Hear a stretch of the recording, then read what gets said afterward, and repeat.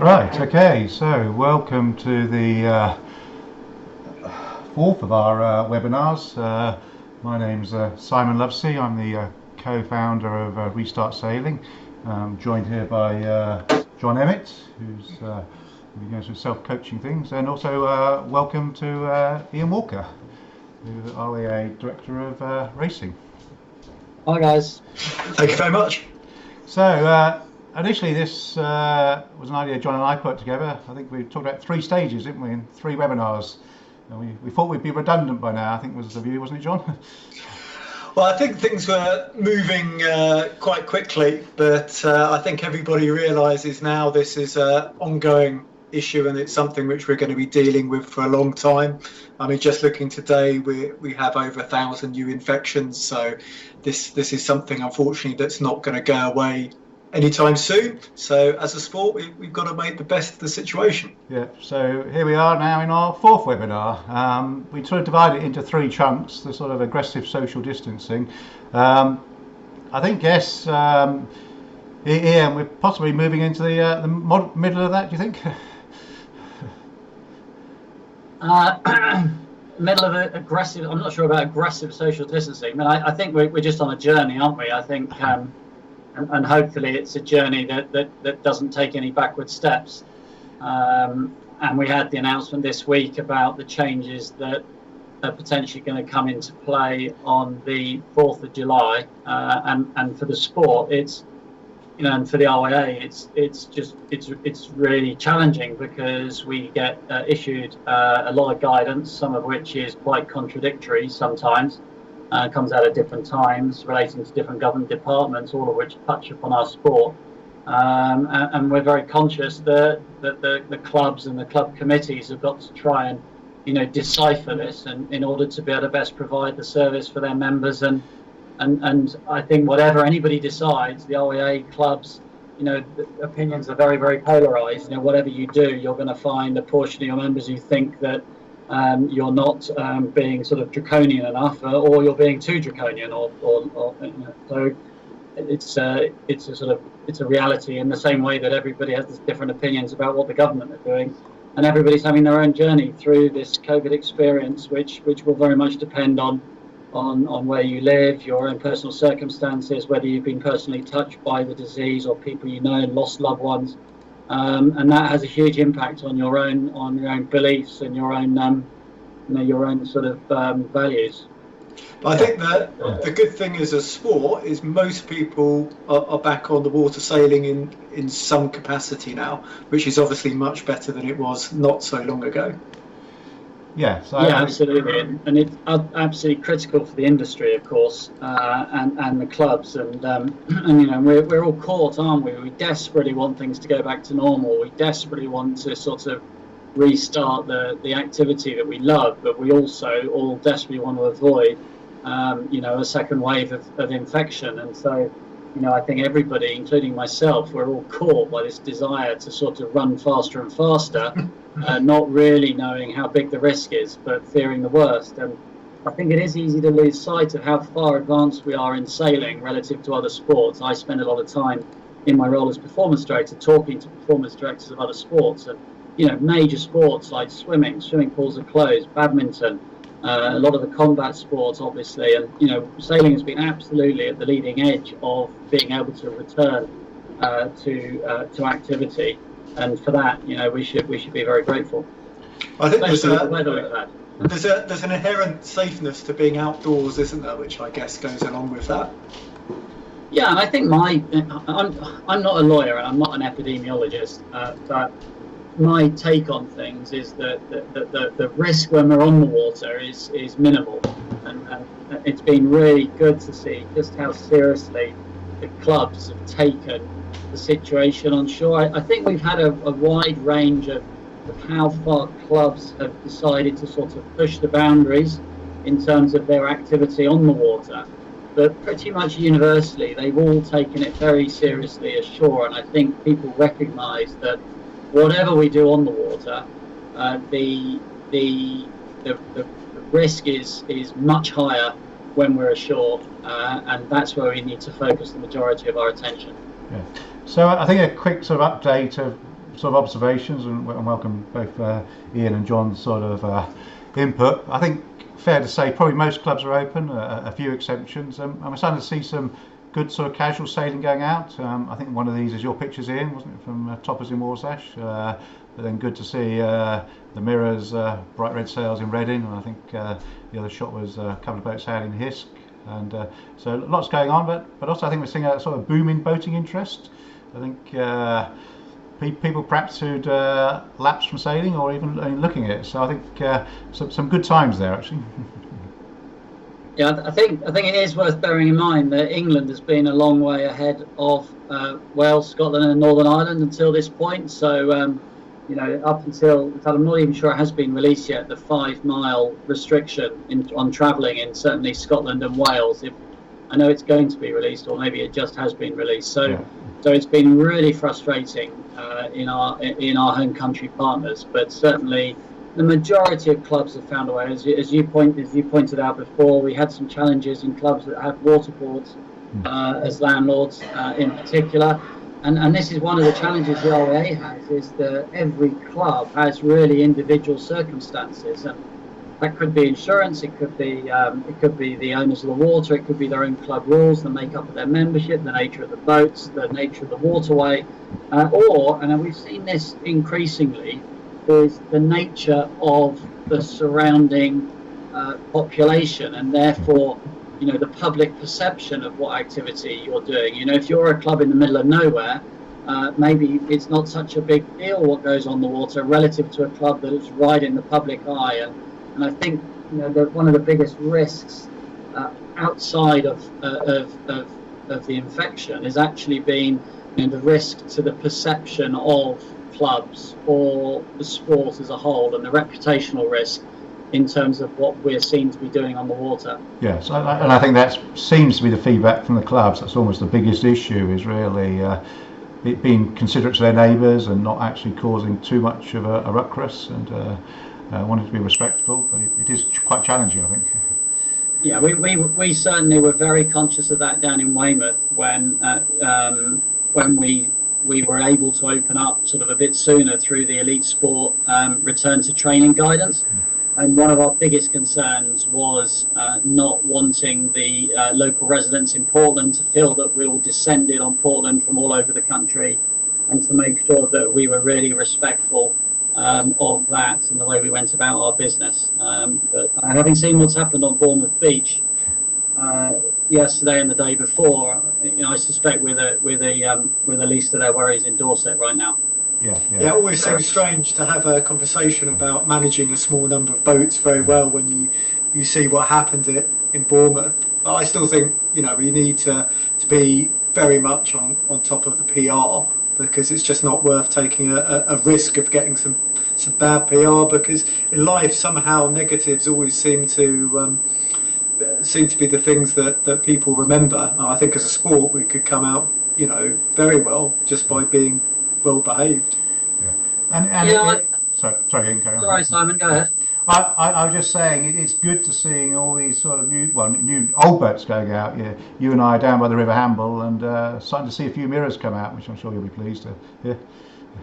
Yeah, and I've been contacted by people who wanted to sort of renovate your mirror in your garage during lockdown competitions going, and so there will be some good. Obviously, there's been a lot of terribly sad and obviously really impactful economic impact, particularly in our industry. In fact, especially in the sort of charter boat area, and and our training centres are really struggling, because obviously this is sort of prime time season for them, and they risk losing a lion's share of their income.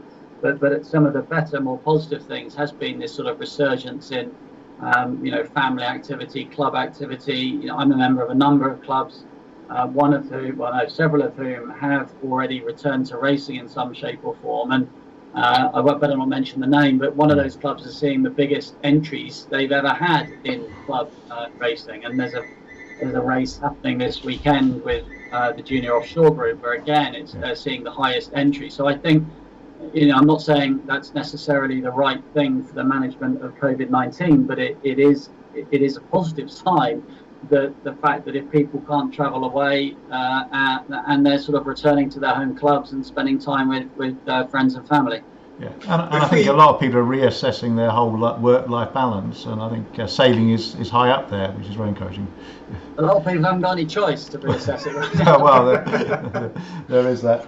I mean, if we look at the timeline, which we had a little bit before, club sailing comes a lot earlier on in that timeline than national events or international events, those events which require a lot of volunteers and a lot of travel. So it's sort of a silver lining to be forced back to where we started, the grassroots and the club staff sailing at home, sailing with a family. Yeah. I mean, I think this shows, is it 84% of class championships have so we do a regular poll of the national championships. I think so far we've got about 38 have actually responded, and sadly many have been cancelled because they just can't make the logistics get going.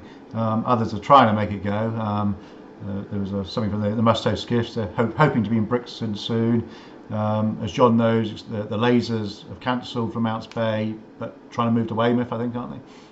Yeah, it's an interesting one. It's changed to the national regatta. I'm not sure what the difference between a national regatta and a national championships is, but we will see. I mean, the problem is nobody knows what the situation is going to be in 6 weeks' time. In Germany, things I think look fairly positive because for Kiel they've extended the quota. It's very strict. Nobody can go and train at the venue before. And they're saying basically you have to pay your entry fees before I think it's the 15th of July because people want your place in the queue. So that seems like they're ramping up to go ahead, be it in a very, very controlled way. Yeah. So I think we're seeing classes sort of adapt. I don't know if you've had any direct feedback from that, Ian? Well, I think at the moment it's very difficult to justify being able to run an event. Clearly the intent of the government guidance is to minimise the sort of mixing of people without I'm sure you'll want to come on to the details of the guidance and what we can and cannot do, but if we just step back and think about what's going on here, we don't want people from all over the country mixing with each other, and whether that's the volunteers or the participants. Now that time will come, and maybe it will come in August.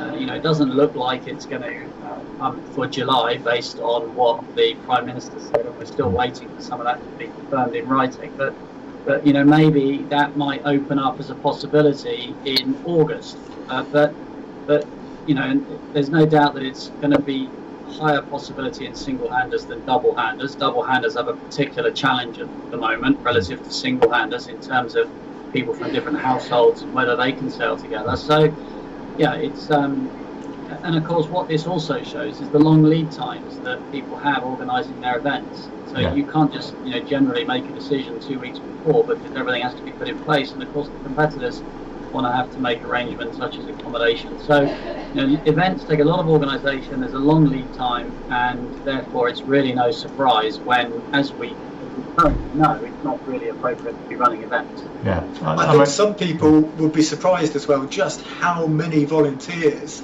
it takes in the background to make a big event, and dare I say it, the volunteers are probably often more prone to be vulnerable to COVID-19 than the sailors, and we need to look after our volunteers. Yeah. I think it's just the bigger scale. It's like an oil tanker, isn't it? As Ian says, you can't just turn it overnight, and it's normally 2 years to put a championship together. So 2 weeks, 2 months is not really enough. But I think we are all going to have to adapt to a new norm where we're going to have to maybe lower our standards in terms of what we expect of the volunteers and the organisation. I think you don't have to have always these volunteers. The thing that sticks in my mind from the America's Cup in New Zealand, we used to run training races, full-size training races, America's Cup match races, and we used to do it with 2 ribs and 2 coaches, 1 in each rib. With somebody on board with them, and 2 America's Cup boats, and we'd do this day in, day out with these wonderful courses, perfectly laid marks, and it all went very, very well. And then of course the America's Cup started, where we had rafts of volunteers and committees and race officers and technology and everything, and the start lines are a shambles, and we have more postponements. And so, I think we have to open our mind to how we can use technology. Maybe we've got to get used to using gate starts for a while because we need fewer volunteers for a gate start instead of a line start, and there's less waiting around. I don't know. I think this is, I guess, what the RA we've been trying to encourage people to do is be a bit creative about their racing and think about different ways of providing the fun on the water than what we all think of as a traditional racing format. Yeah, and we are seeing some good ideas coming out, and I think, as you say, clubs are sort of focusing on more of the local activities, which may not be a bad thing. Well, it's I'm sure it's a very good thing, but I'm also sure that we've got some very keen racers, myself included, who like the ideas of attending a fully fledged national championship, and hopefully we'll still get some of those this summer. I know that some of them are, in the short term, are working out how they can reduce their lead time right now. I mean, the 29ers I know haven't cancelled yet. The 420s haven't cancelled yet. The lasers have got some plans for the end of August. So, I think by August we will have, if the virus keeps going the way it has been going, although I think today wasn't as good in terms of the figures, we will potentially have another easing of the lockdown prior to August, which may open up some possibilities, particularly at the end of August. Yeah, it'd be good to see, I think. Yes. Right. And I think we touched on it a bit. There's obviously some nervousness out there, amongst the club community. Nervousness amongst the clubs in terms of? Well, as we said, some of the reputational risks and those sort of bigger picture sort of factors. Yeah, well, I mean, let's be quite clear. We're in the midst of a pandemic, and it's still, live in our community. So if you run one of these events and then you're responsible effectively for creating the opportunity for the virus to spread amongst a group, then, it's not going to look very good. So we all have to be really conscious of that and make sure that whatever we do is as near as 100% safe as we can possibly manage. So this week we had the big announcements, and interestingly the stopping of the daily briefing, which has, I think, thrown John and I a bit. Our 5 o'clock schedule has all changed, and I see Pointless is back now, so it's all good. There's a parallel there. Yeah, parallel, yeah. Yes. I was thinking to myself, actually, those daily briefings must take a lot of preparation time, and you wonder how many hours they've spent preparing for those briefings that maybe they could have used in other areas. I mean, it's a real difficult balance, isn't it, between communicating well and actually getting on with the job in hand. And it does appear that they made an announcement pertaining to the 4th of July, which some people may have interpreted as starting immediately. Yes. But again, they're caught between the devil and the deep blue sea, because if they don't announce something, they get told by, quite rightly, that people need time to plan to be ready, so that the hotels, the bars, the restaurants, the sailing clubs, you can't just switch club racing on tomorrow. You need a bit of notice if you think that's what it's going to impact on. So, it's the whole idea of announcing the roadmap, what changes they're going to do when. If you're not careful, you just immediately jump to the next stage, and I think that's what we're seeing. Yeah. So just looking at some of the highlights, I mean, I guess we've all been going through it, but I think some of the key bits is opening of the sort of pubs and some of the leisure facilities. I guess this could have a knock-on effect for clubs and bars, things, you think, Ian? Yeah, and there's a real challenge at the moment if you run a club, because what we're saying is the pub or the restaurant, so you now presumably can provide some catering, and therefore one would assume you've got to provide toilets and there's going to be some kind of communal areas. And yet if you look in the sport guidance, the clubhouses have to remain closed. So you sort of got to, does that mean you can only open your clubhouse if you've got catering provided, as an example? So this is one of the challenges which is going to get a piece of advice we've got. And I think we have challenges around what racing is appropriate, for sure, and if racing is appropriate. But we also have some challenges around, how clubs open and what that looks like, and that's certainly an area we'll be looking to support clubs with. Because I personally never realised what an important thing to me the social aspect was. Like, to be going to the club. You've been doing it wrong for years. I started with that side and then worried about the sailing club. You've really been doing it. Maybe I should rephrase that, but sometimes you only really miss things when they're gone. And the thought of going and doing the race and then not talking to anyone and going straight home afterwards just somehow was so less appealing. And it wasn't something that I'd ever really thought of, I guess. Yeah. Not to mention the revenue for the clubs. Yeah. The social side is, I think, is a big package for a lot of people. So we've seen the reduction potentially to 1 metre plus. I think been some debate about that. I'm not quite sure if that helps much, Ian. Or... Well, I think this is actually quite smart, because what they're basically saying is, look, you should still stay 2 metres apart. Yeah. But we understand now that in certain instances, you're not going to be able to do that. Like if you're getting your hair cut, or if if a restaurant's going to open economically. Yeah, it's not a problem I have. This is my lockdown haircut. Yeah. So what they're basically saying is, look, we understand that. So as long as you've thought about it and you've put some mitigation in place, and in certain, in an indoor environment, that could be a plastic screen, but outdoors, potentially, we've had a long discussion about whether we can now sail keelboats, for instance, or dinghies. What boats can you sail 1 metre separated, and what mitigation might look like? So what would it look like? Is it wearing gloves? Is it making sure that, it's maybe not possible in a hiking boat where you basically sit next to each other all the time, but maybe it's more possible in a trapeze boat in some conditions. What mitigation could you put in place? Wearing a buff, wearing gloves, marks on the deck so you don't get within a metre, the crew tacking facing forward. And I think they're kind of hoping that people use their common sense and mitigate the risk such that the risk is reduced to the same as at 2 metres. So any thought on the sort of the rib side then, Ian? I think I know there's been a lot of discussion around ribs, and we've highlighted the fact that in certain circumstances single manning of ribs could be appropriate. It could also be totally inappropriate. It might be against club rules, it might be against your insurance policy, it might not be suitable for your membership or the equipment and boats that you've got, but in certain instances it could be appropriate. And I know that of at least one life that has been saved since the end of lockdown by a single manned rib. So clearly the risk was well worth taking in that instance, because it was key to the saving of a young life. So I think that if anything, this helps a bit with ribs, because it means that actually we can now justify 1 metre social distancing as long as we're confident we've got the right mitigation in place, which, like I say, could well be wearing a buff, a face covering of some sort, or whatever you deem appropriate. You might deem that actually being outside in 20 knots of wind is enough mitigation, therefore you need more. And the thought I had is I thought probably the size of gatherings of 30 may be done with school and class sizes in mind, because obviously it's very hard to put a figure together, and you can't just draw a line in the sand and go 29 is absolutely safe and 31 is horrendously risky.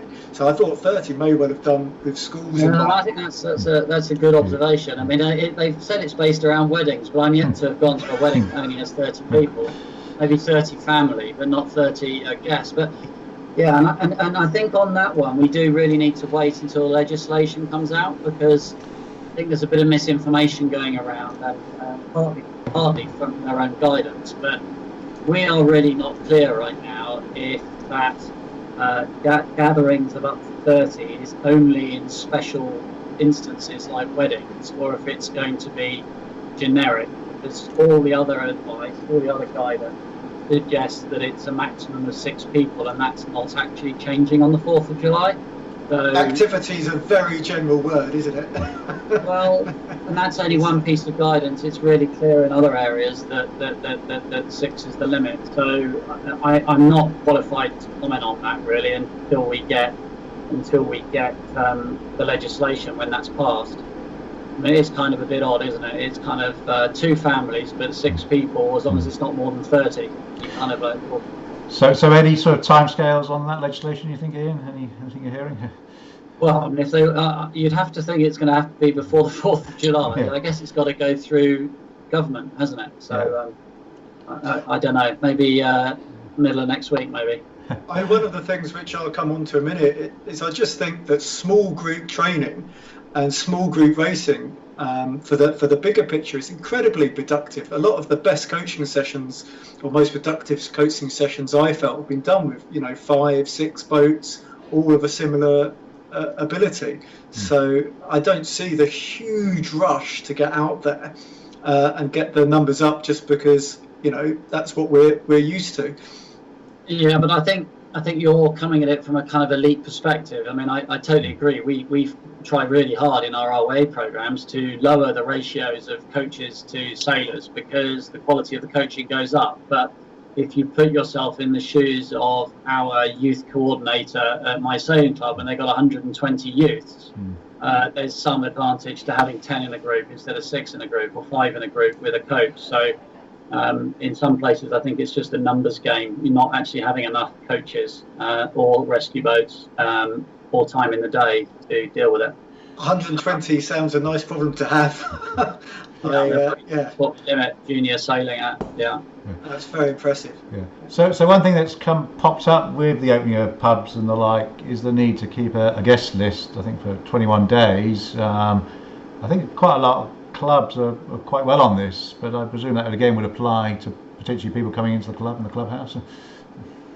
Yeah, I totally agree. I think some clubs have been very good at this, some have not been so good. But I mean, Hayling is a great example. Everybody, I think they had to apply online to come, and they had a time slot they could come. It's been sort of slackened off a bit more recently, but it's a key part of track and trace is knowing who's been on site. And so, I mean, I think they've had up to 500 members on site on some given days. So, yeah, I mean, I would have thought that's a really good piece of advice, and that's good practice for clubs to take into consideration. Yeah. Well, and to know who's on site, and if there was an incident, that they could potentially feed into any other system that might exist. Yeah, I mean, it's probably something which in a lot of clubs is quite hard to police on an average day, but maybe certainly with any form of organised activity, it'd be a good idea. I think his probably topographically is a wonderful location because I think everyone who drives in has to come in through a gate. When you come to launch, just the area you can launch from is, because that's one of the pinch points, is absolutely massive, isn't it? Yeah, I mean, it's at the far extreme, isn't it? You could probably launch 50 boats simultaneously whilst being 2 meters distance, which is why, and I know there was a lot of comment around the day when they had 75 boats racing in 2 fleets, but 75 boats at Hayling Island Sailing Club is like 10 boats at most sailing clubs. So in a way, they're slightly a victim of their scale because actually, it could well be entirely appropriate in a venue like that, but totally inappropriate at a different venue. I mean, the body of water was definitely large enough for that body of boats as well. When everyone's out there, I think that makes a big difference. I've got to say, I really support it in a lot of ways. I think, what was it called? The Corona Cup possibly could have had a slightly better choice of trophy, but maybe I lose a bit of irony these days. Well, I think to be fair again, and I've spoken to Hayling, they had some excellent practices and protocols in place, and I think the naming of the cup was, with hindsight, was probably not that smart, but I think that the point was this was a test event for them, and they wanted to make it something that was clearly not their normal racing, and so you could imagine why somebody would come up with that idea in order to differentiate it, and obviously with hindsight might not have been the best thing, but I've been we've had some clubs really pushing the boundaries, and more so than that even, and whilst it has been frustrating because as we started early on in the conversation, I think that we all have a responsibility to make sure that the reputation of the sport is upheld and that we don't have a tide of public opinion against us. In many ways, it's also been quite good because it's been a bit of a litmus test of what the public perception actually is. And in the majority of cases, there's been, really no negative repercussions to clubs doing sim racing, and a lot of it depends on where the club is, what how close they are to onlookers, the curtain twitchers, and how sensibly they've gone about it. Yeah. So a bit of an unusual one that's cropped up, which I don't think anyone's really understood. We've been advised to don't talk to people we know. I think that's don't talk to people who you couldn't fill their names in later for the tracing. I think that's the issue there. Right. Okay. But I think it shows the sort of oddity of things cropping up. These funny little words suddenly appear in the middle of a statement, don't they? Well, when I was young, Charlie the cat told me not to talk to strangers, so I've got that. We're back to that. Well, these are apparently people we know, John, not the strangers. It might be a typo. It might be said, "Don't talk to people you don't know." Yeah. I don't know. I think it's don't talk to people you don't know. Yeah, well, I thought it was that, but then I reread it and it got that. But yeah. So. No, I'm not sure it is. Not sure it is. I think the idea is that you're only allowed to go to a pub or something with 2 households. Okay, yeah. So when you get to the pub, there's a whole load of people you know. Yes, I think that's what it was. So you suddenly create these gatherings, don't you? Yeah. Okay, I read that completely differently, so it just shows. But that shows the absurdity of the situation, doesn't it? We can all misunderstand everything, yeah. Yeah, no, I think I'm wrong. I think what you said makes a lot of sense. I just assumed they were trying to make sure that they could put the tracing in place. Yeah. Because to me, when you look at the countries that have done well, those who are able to understand the numbers and trace people, the ones who've done very well. Yeah. So yeah, wow, that's interesting. Yeah. So from a sailing point of view here, not really much said on sport other than a bit of cricket balls. I think was the only mention we got there. Yeah, and Boris is a big tennis and cycling fan, so normally they get a mention. But yeah. Although we did give him a British sailing team shirt when he was when he visited the team in Enoshima about 2 years ago. We did see it in the Daily Mail when he was playing tennis in it the other day. But okay. Yeah, I mean, I think the key thing is that the Department of Culture, Media and Sport guidance for the phased reopening of outdoor activity and sports, that was last updated on the 1st of June, and so we really are waiting for that document to be updated. Yeah. And we also haven't had an update on the guidance for provision of outdoor sports for the facilities. And for me, they are absolutely the 2 most important documents, because that's the real key information for clubs to act on. So that's something we're desperate to wait and see along with the legislation. So a lot of sort of outspoken coming from other sports. I don't know if anyone saw this sort of response from the CEO of badminton, who's feeling very I don't think my eyesight's good enough, to be honest. Well, go search for it on the internet. But it got a lot of coverage, and basically he said it was a joke. That you can't play badminton, and other sports are feeling the same. And I think, as we discussed earlier, just many are not allowed to operate, are they? They're not, and I think the government are sort of consistent in the fact that they're really opening up things that happen outside, and they're really wary of things that happen inside, and I think that's what's driving it. So the likes of badminton and swimming, they've obviously got their concerns, presumably from their medical advice. As I said, I'm not an epidemiologist, but it would seem to make sense. There's more risk inside than outside. So yeah, there's clearly real challenges there, and again, I do think that my colleagues at the RAA did a really good job of making sure that sailing was first out the blocks in terms of one of the permitted activities. Yeah, and I think surprising. We perhaps forget that sailing is a long way advanced compared to other sports. We are sailing, aren't we? Yeah. And it would be surprising if the sports who aren't allowed to participate at the moment, it would be surprising if their chief executives didn't try and push as hard as they could for them to be opening up. I think there's a lot of gyms who are doing petitions and things like that now, because everybody's keen to get back. So it's not surprising at all. Yeah, but I think encouraging where we are with sailing.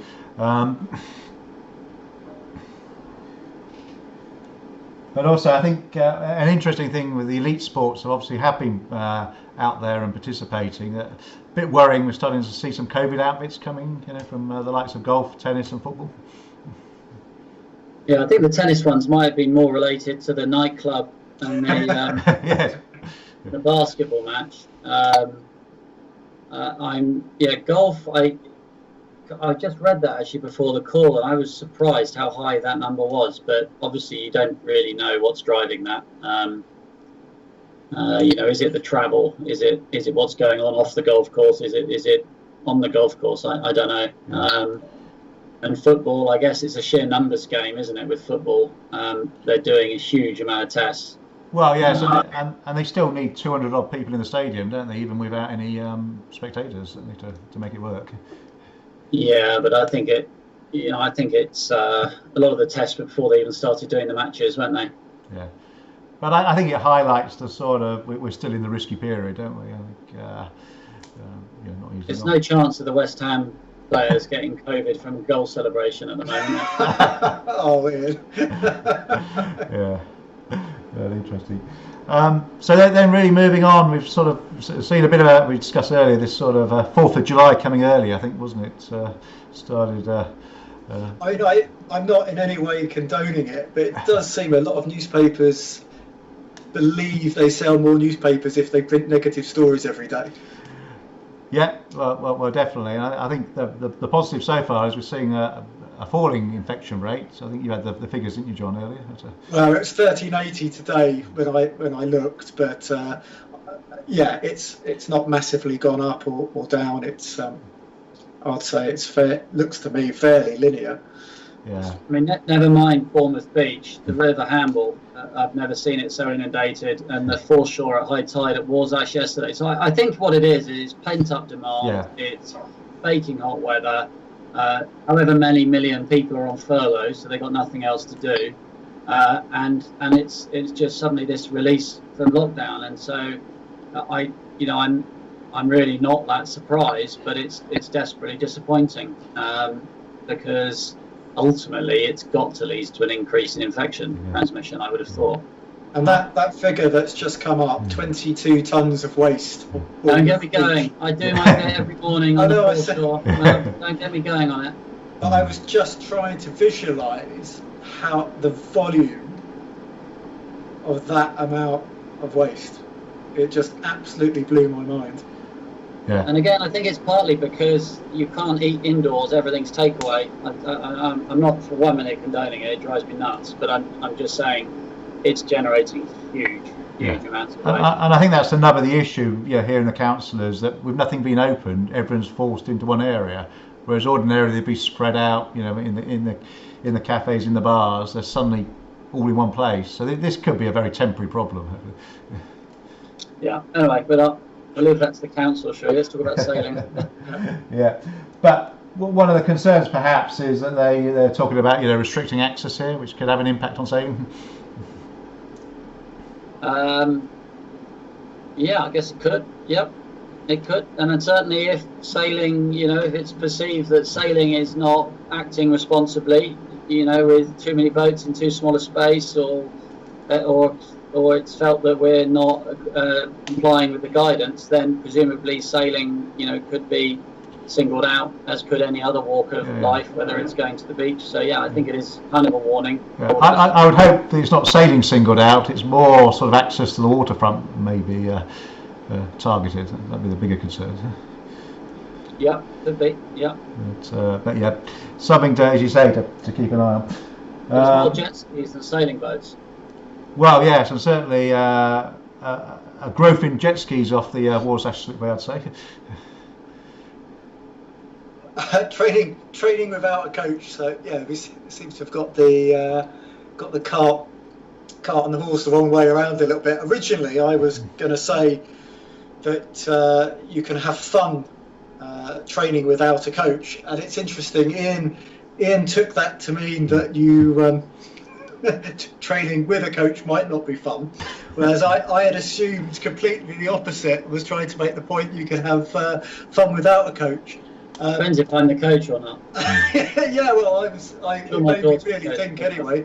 So I hope I'm not wrong again, but there we go. So I just thought small group training, I'm a big fan, and I get what you say about the leap, but I also think for really low-level sailors, it's very nice to train or learn to race with people who are very similar ability to yourself. I know one of the things which I think has put people off club sailing is if they feel that they're going to be last by a long way, or they're not good enough to race. And the fact is, and that's why I sort of got involved with a lot of people would have to train without a coach. So I had three little exercises that I thought you could do really easy. I was a big fan of team racing at university, and one of the exercises we used to do was looking at getting the last boat out of last boat position. So we just call it big in the middle. You have three boats, and the first boat tries to sail the second boat to the back of the fleet, so the third boat can overtake, and that's piggy in the middle. Because I still think if we haven't got any championships, as in big events, for a long time, it's really good to be looking at doing boat handling exercises. And very interesting, Ian was saying about gate starts, because one of the first things we talked about was that, doing rabbit starts, getting people racing that way. And a good way to keep racing going is just to have follow-on races. So you do, for example, 1 or 2 laps of windward leeward, and then you don't have to stop and restart. The race keeps on going, and then the last boat going around the mark is the rabbit for the next race, and you can keep on going very, very quickly. And then the idea, a bit like football, if you do need to race in small groups, to be racing at different times or completely different areas of the water, depending on how you look at gatherings, to have leagues. So you have, for example, 6 single-handers racing, and then the first 2 can go up and the bottom 2 can go down, and you just sail like that. Because I think it's really important to have a focus when there's not actually any big championships around, and small group exercises without a coach definitely have a place. And if we look at the next slide, because when I was writing this was probably when training with a coach became more practical, I actually think reducing contact time is possibly a really good thing. So the briefings and the debriefings you can easily do by Zoom. And I think that's something, if people have got a huge amount of travel time, there's no reason why you can't do the debriefs the following day to let people drive home if they've had to do a big travel. So are you starting to experience that remote coaching type scenario, John? Yeah, well, I've spent far too long on Zoom recently, and that's both socially and coaching. Yeah. But I think it's a really good thing. I mean, normally I take a lot of video as a coach, and I normally just WhatsApp it to my sailors, because when I'm sailing, I find it's something that is incredibly useful, so you can see what things look like from outside the boat. I guess it also solves any arguments regards whether somebody was over the line or whether the boat's flat, etc., etc. But I just thought these were really good working practices, because when you work with the full-time sailors, and obviously Ian's right, I do have a elite background, you have all the time in the world to do the debriefings and the briefings, and you can do it when the sailors most sponge-like, when they're most likely to be able to take on the information. So, if you've got young sailors, perhaps the best time to talk to them isn't when they come off the water and they're cold.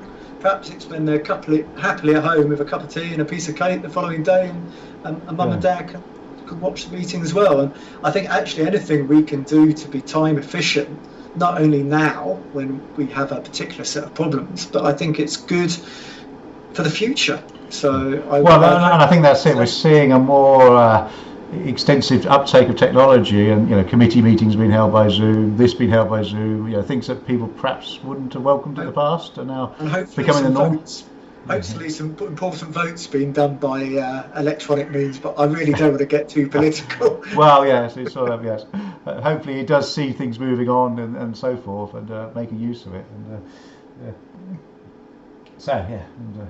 And I've got to say, my heart is also with Ian that I would love to do a big championship, but I'm not allowing myself to think that way. It's a bit like being really fit and really strong for your chosen class and hoping it's going to be 25 knots the next day you race, or being really, if you're at the bottom end of the weight range for class and just hoping the sea breeze isn't gonna kick in.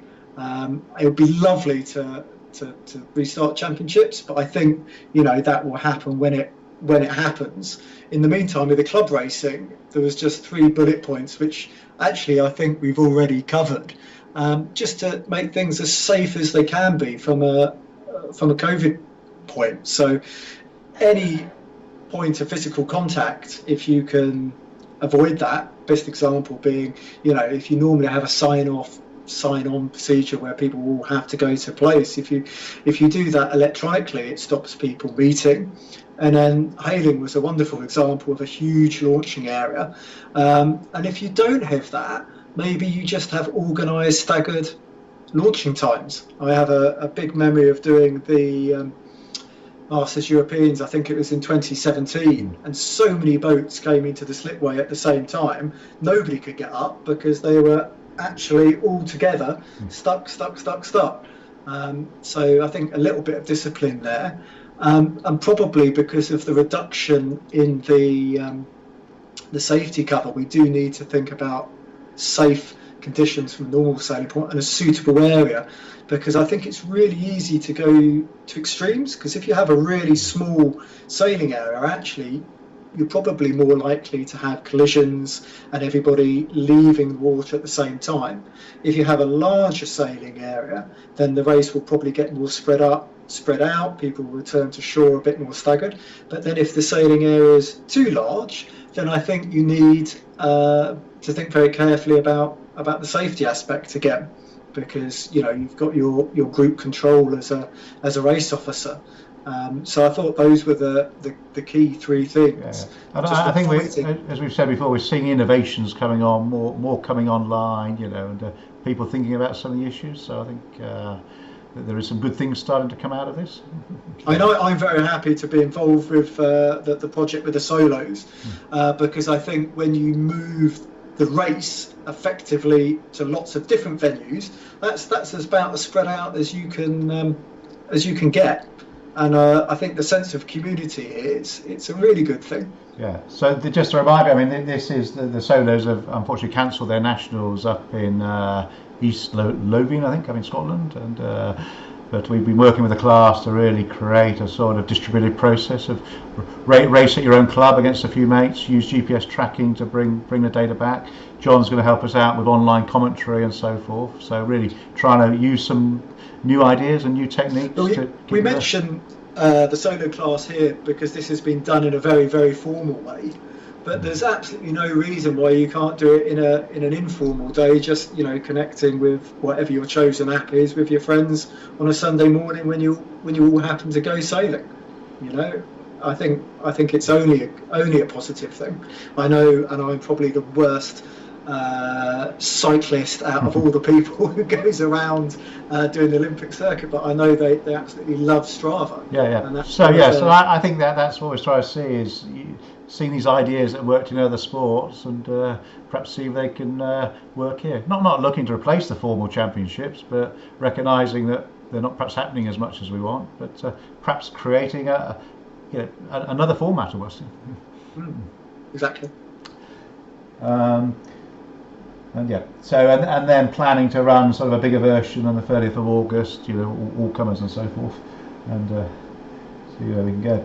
Right, so I think we're drawing to a close. I don't know if anyone else got any comments. No, I mean, I think the key point was the first thing you said on the restart racing. It's conservative. I think we just got to make sure we don't take a backward step, and we need to think about the impacts of the decisions we're making, or the potential impacts. We need to think very hard about the risks involved and make sure we mitigate those risks. That doesn't mean take no risk. I think there's risk in everything in life, but I think what we need to think very much about is assessing those risks and making sure we're minimising any risk as much as possible. And I think we need a little bit of patience. I think life isn't normal right now. We are ahead of most other sports in our return to activity.